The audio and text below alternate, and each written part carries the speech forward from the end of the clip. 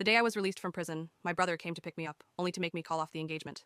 The iron gates of Cobridge Prison creaked open, spilling a thin blade of sunlight across the gray concrete. Inmate 847, Abigail Gibson, the guard called out. His tone was flat, routine. Your family's here to pick you up. Be good from now on. Don't come back.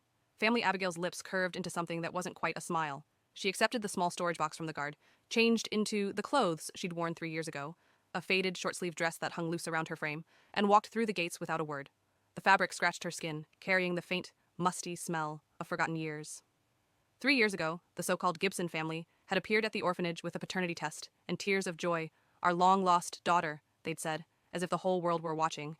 But once she arrived in Cobridge, Abigail realized what family meant to the Gibsons. It meant they already had a daughter, Daniela Gibson, the perfect child they'd raised like royalty to fill the void she was supposed to have filled. It meant they couldn't bear to let Daniela go, so they kept her. And Abigail, well, she became a convenient story for the press. Our eldest girl, sent away to recover from childhood illness. When Daniela's car hit a man on the highway, killing him instantly, the entire family turned to Abigail with venom in their eyes. If you hadn't begged us to attend your graduation, they snapped, we wouldn't have missed Danny's performance. She wouldn't have been upset, and that accident wouldn't have happened. You owe her, Abigail. By the time she realized what they meant, she was already in prison, framed, silenced, erased. So when the guard said, your family's here, Abigail could only laugh quietly. Outside the gates, a tall man leaned against a cream-colored car, the morning sun bouncing off his polished shoes. His tailored trench coat screamed wealth, the kind that looked allergic to dust. Stephen Gibson, her biological brother. The first person to hold her hand when she returned home, the same man who later pressed that same hand against a confession letter, forcing her fingerprint to seal her own fate. Let's go home, he said softly, reaching for her bag as if nothing had happened. Abigail stepped back. I can manage. Her tone was polite, almost distant.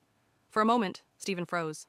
The sister he remembered had always been easy to please, smiling at scraps of affection, calling him Stevie, in a voice soft enough to melt him.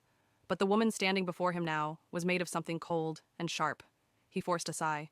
Danny's been fragile since the accident. Her emotions are all over the place. We've been taking turns staying with her so she doesn't hurt herself. That's why we couldn't visit you. He said it like it was an apology. Then, almost as an afterthought, when you get back, don't stay in the main house. Take the room near the servants' quarters, just in case Danny sees you and, well, gets upset again. Abigail's laugh was dry and soundless. Daniela killed a man, and yet somehow she was still the one everyone tiptoed around. The murderer was the victim, the criminal.